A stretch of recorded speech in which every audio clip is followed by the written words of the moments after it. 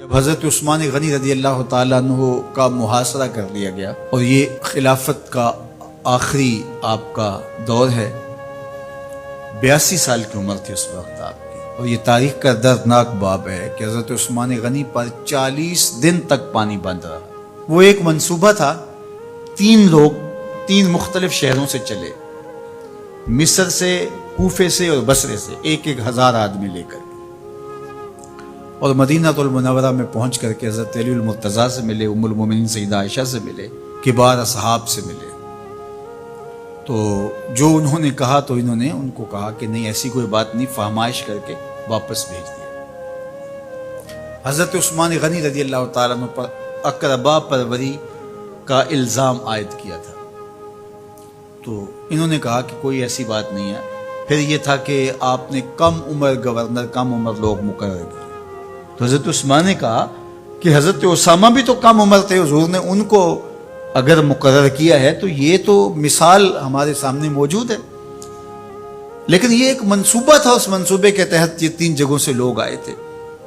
وہ 3 دن کی مسافت کے بعد پھر تینوں واپس آ گئے، تو یہ ایک سوالیہ نشان ہے کہ تینوں کیوں واپس آ گئے، کوئی ایک تو نہ آتا نا، تو یہ سب طے شدہ منصوبہ تھا۔ اور پھر انہوں نے مدینہ المنورہ کو گھیر لیا، اور جس طرح سے بلوائیوں نے حالات پیدا کر دیے، سید علی المرتضیٰ رضی اللہ تعالیٰ عنہ تو شہر مدینہ سے باہر تشریف لے گئے تھے، اور اپنے بیٹوں امام حسن اور امام حسین رضی اللہ تعالیٰ عنہ کو حضرت عثمان غنی کے دروازے پر مقرر کیا تھا کہ ان کو ضرر نہ پہنچنے دینا۔ اب 700 صحابہ اجازت طلب کر رہے ہیں کہ آپ ان بلوائیوں سے نپٹنے کا میں جو ہے وہ اجازت نامہ مرحمت کریں، اور بہت سارے لوگ تو حج پہ جا چکے ہیں۔ 18 ذی الحج کا واقعہ ہے جب آپ کی شہادت ہوتی ہے، تو وہ حج پہ جا چکے ہیں، تو جو یہاں موجود ہیں وہ اجازت طلب کر رہے ہیں، لیکن حضرت عثمان غنی رضی اللہ تعالیٰ عنہ نے کہا کہ نہیں، میں ایسی اجازت نہیں دوں گا۔ رسول اللہ صلی اللہ علیہ وسلم کا حرم شہر مدینہ لوگوں کے خون سے لالازار ہو، یہ میں اس کو گوارا نہیں کرتا۔ افواج موجود ہے، اور دنیا کی تاریخ میں آپ کو ایسا نہیں ملے گا کہ اتنی بڑی حکومت کسی کے پاس ہو اور وہ خود گھیر لیا جائے، اس کا پانی بھی بند ہو جائے، اور وہ حکم دے کہ نہیں، میرے لیے آپ ایک قطرہ بھی خون نہیں بہائیں گے۔ بلکہ آپ کے غلاموں نے جب تلواریں اٹھا لی تو آپ نے فرمایا کہ میرا حکم ہے کہ تم تلواریں نیچے رکھو، بلکہ میں تمہیں یہ آفر دیتا ہوں کہ جو غلام لڑے گا نہیں اور یہ میرے سے عہد کرتا ہے وہ آزاد ہے۔ حضرت ابو ہریرہ رضی اللہ تعالیٰ عنہ، حالانکہ یہ پڑھنے پڑھانے والے لوگ تھے، تعلیم و تعلم سے ان کا تعلق تھا، لیکن وہ بھی تلوار لے کے حضرت عثمان غنی کے دفاع میں آ گئے، لیکن حضرت ابو ہریرہ رضی اللہ تعالیٰ عنہ کو بھی حضرت عثمان غنی روک دیتے ہیں۔ مالک بن اشتر کہنے لگا کہ ہم آپ کی دستبرداری کے خواہاں ہیں، آپ خلافت سے دستبرداری اختیار کر لیجئے۔ تو حضور علیہ الصلوۃ والسلام کے اس جانثار صحابی نے، حضرت عثمان غنی نے فرمایا یہ نہیں ہو سکتا۔ دستبردار کیوں نہیں ہوئے؟ لگتا تھا یہ سب سے زیادہ آسان تھا، لیکن حضور نے ارشاد فرمایا تھا، اے عثمان، تمہیں اللہ ایک قمیض پہنائے گا، لوگ اس کو اتارنا چاہیں گے، تم کبھی نہ اتارنا۔ تو اس سے مراد خلافت کی قمیض ہے، اور ان کی شہادت کی خبر بھی اللہ کے محبوب علیہ السلام نے دی تھی، اور اگر آپ دستبردار ہو جاتے تو یہ ایک کھلونا بن جاتا، بازیچہ بن جاتی خلافت۔ چند آدمیوں کے پریشر سے خلافت سے دستبرداری کرنا پڑتی۔ اچھا، ایک یہ سوال بھی پیدا ہوتا ہے، چند باغی تھے، ان کو کس طرح کچل دیا جاتا؟ لیکن حضرت عثمان غنی یہ نہیں چاہتے تھے۔ ایک تو یہ کہ مدینے کی حرمت پامال نہ ہو، اور دوسرا پورے عالم اسلام کو آگ لگانے کا جو منصوبہ تھا، 3 مختلف شہروں سے 1000 آدمی لایا گیا ایک منصوبے کے تحت، اور انہیں لاشیں چاہیے تھیں، اور جو ان کے پیچھے کام کر رہے تھے نادیدہ ہاتھ، ان کا منصوبہ یہ تھا کہ یہاں سے مختلف سمتوں میں، یہ تینوں شہر مختلف سمتوں میں تھے، تینوں سمتوں میں جب لاشیں جائیں گی تو پورے عالم اسلام کو ہم جو ہے وہ خانہ جنگی کی آگ میں دھکیل سکیں گے۔ تو حضرت عثمان غنی ان سازشوں سے آگاہ تھے، تو سب سے اہون اور آسان یہ تھا کہ قربانی پیش کر دی جائے، اور پھر انہوں نے سن بھی رکھا تھا کہ 2 شہید ہیں، شہید تو انہوں نے بہرحال ہونا ہے، تو لہٰذا میں خلافت سے دستبردار بھی نہیں ہوں گا، اور شہر مدینہ کی حرمت بھی پامال نہیں ہونے دوں گا۔ اور تیسری بات یہ ہے کہ میں خود مظلوم شہید کر دیا جاؤں، تو آپ نے یہ گوارا کر لیا۔ تو 18 ذوالحج تھا، جمعے کا ہی دن تھا، اور حضرت عثمان غنی رضی اللہ تعالیٰ عنہ روزے سے تھے، عصر کا وقت تھا، قرآن مجید کی تلاوت کر رہے تھے۔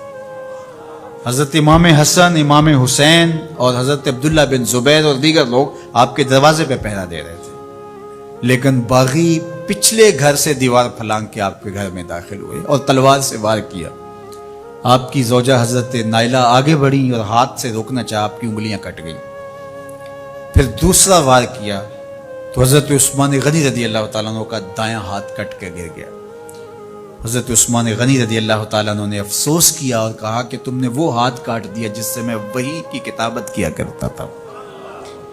پھر اس کے بعد آپ پر 9 وار کیے گئے اور آپ کو شہید کر دیا گیا، اور آپ کا خون قرآن مجید پڑھتے ہوئے اس آیت پہ گرا، فَسَيَكْفِيكَهُمُ اللَّهُ وَهُوَ السَّمِيعُ الْعَلِيمُ۔ تو حضرت عثمان غنی رضی اللہ تعالیٰ عنہ مظلوم شہید کیے گئے، بھوکے اور پیاسے شہید کیے گئے، ظلمن شہید کیے گئے۔ حضرت عبداللہ بن عمر رضی اللہ تعالیٰ عنہ فرماتے ہیں کہ حضور فتنوں کا ذکر کر رہے تھے کہ فتنے ہوں گے، بہت بڑے فتنے ہوں گے۔ تو ایک شخص نے چادر اوڑھی ہوئی تھی اور وہ مجلس واعظ کے قریب سے گزرا جہاں حضور کچھ ارشاد فرما رہے تھے، تو آقا کریم نے اشارہ کر کے کہا اس دن یہ شخص حق پہ ہوگا۔ عبداللہ بن عمر کہتے ہیں کہ میں اٹھا اور جا کے دیکھا تو وہ حضرت عثمان تھے۔ تو میں نے حضرت عثمان کے چہرے کو پکڑ کے تھوڑا سا حضور کی جانب کیا اور میں نے کہا حاضہ حضور، یہ اللہ کے محبوب میں، ہاں یہی، جب فتنے ہوں گے تو فرمایا یہ حق پہ ہوگا۔ تو حضرت عثمان غنی رضی اللہ تعالیٰ عنہ حق کی راہوں کے مسافر، جنہیں حضور کی زبان سے شہید کہا گیا، اور شہید کسی کا انجام ہوتا ہے، تو حضور نے فرمایا یہ شہید ہوگا۔ شہید وہی ہوتا ہے جو بحالت ایمان اس دنیا سے راہ خدا میں اپنی جان قربان کرے۔ فرمایا فَإِنَّمَا عَلَيْكَ نَبِيٌّ وَصِدِّيقٌ وَشَهِيدَانٌ، اے پہاڑ رک جا، تو جانتا نہیں تیرے اوپر اللہ کا ایک نبی ہے، ایک صدیق ہے اور 2 شہید ہیں۔ تو حضرت عثمان غنی رضی اللہ تعالیٰ عنہ عظمتوں کے مینار، اللہ اکبر۔ تو یہ حضرت عثمان غنی رضی اللہ تعالیٰ عنہ کا یہ کارنامہ تھا کہ آپ نے اپنی جان پیش کر کے امت کو جو ہے وہ فتنوں سے محفوظ کر لیا اور امت کو بچا لیا۔ حضرت عثمان غنی رضی اللہ تعالیٰ عنہ پہ کروڑوں رحمتیں، کروڑوں سلام۔ ہم آپ کی عظمت کو سلام پیش کرتے ہیں، عقیدتوں کا خراج پیش کرتے ہیں۔ حضور کی خدمت میں ایک جنازہ لایا گیا اور حضور سے عرض کی گئی حضور اس شخص کا جنازہ پڑھا دیجئے، تو حضور نے انکار کر دیا، کہا میں جنازہ نہیں پڑھاؤں گا۔ تو صحابہ نے عرض کیا یا رسول اللہ، کبھی ماضی میں ایسا نہیں ہوا، جب بھی کوئی جنازہ لایا جاتا ہے تو آپ جنازہ پڑھا دیتے ہیں اور آپ نے آج انکار کر دیا۔ تو فرمایا یہ شخص میرے عثمان سے بغض رکھتا تھا اور اس کو اللہ نے بھی اپنی رحمتوں سے محروم کر دیا ہے۔ حضور نے اس شخص کا جنازہ نہیں پڑھایا جو مبغض عثمان غنی رضی اللہ تعالی عنہ۔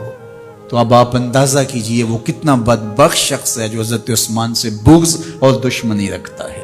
حضرت عثمان غنی رضی اللہ تعالی عنہ سے اللہ کے محبوب علیہ السلام نے کتنی خوبصورت ارشاد فرمائی، میں اس سے حیا کیوں نہ کروں جس سے اللہ کے فرشتے بھی حیا کرتے ہیں۔ یعنی عثمان غنی وہ ہیں جس سے اللہ کے فرشتے بھی حیا کرتے ہیں، اور جو عثمان غنی کا حیا نہیں کرتا اس سے بڑا بے حیا کون ہو سکتا ہے۔ حاکم نے مستدرک کے اندر روایت ذکر کی ہے کہ بہت سارے صحابہ حضور کی بہت ساری خوبیوں کے مظہر تھے، اور سب سے زیادہ حضور کے خلق کے مشابہ حضرت عثمان غنی رضی اللہ تعالیٰ، اور خلق میں سب سے اونچا درجہ حیا کا ہوتا ہے، تو حضرت عثمان غنی رضی اللہ تعالیٰ عنہ حیا کے اس مقام پہ فائز المرام تھے جو انہی کا مقصوم تھا۔ اللہ ہمیں حضور کے اہل بیت، حضور کے اصحاب، بلکہ حضور کے در کی مٹی کی تعظیم بھی نصیب کرے۔ اقبال نے کہا تھا خاک طیبہ از دو عالم خوش ترست، آن خنک شہرے کے آنجا دل برست۔ ہمیں تو طیبہ کی مٹی بھی اچھی لگتی ہے اس لیے کہ وہاں محبوب جو رہتے ہیں، تو محبت تو اس چیز کی متقاضی ہوتی ہے، محبوب کی راہوں کو بھی سلامی پیش کی جائے۔ تو جو حضور علیہ السلام کے ساتھ منسوب اتنی وقی نسبتیں ہیں ان کا احترام کیوں نہیں کریں گے؟ تو حضرت عثمان غنی تو داماد رسول ہیں، حضرت عثمان غنی تو ذو النورین ہیں، حضرت عثمان غنی تو حضور علیہ الصلوۃ والسلام کے محبوب اور حضور علیہ الصلوۃ والسلام کے پیارے ہیں، ان کو جنت کی بشارت دی گئی ہے، عشرہ مبشرہ میں سے ہیں، 4 جلیل القدر خلفاء میں ان کا نام شامل ہے، اور پھر حضور کی 2 صاحبزادیاں ان کے نکاح میں آقا کریم نے ان کو شہید خود قرار دیا، اور میرے اور آپ کے آقا و مولا نے کہا آج کے بعد کوئی عمل عثمان کو نقصان نہیں دے گا۔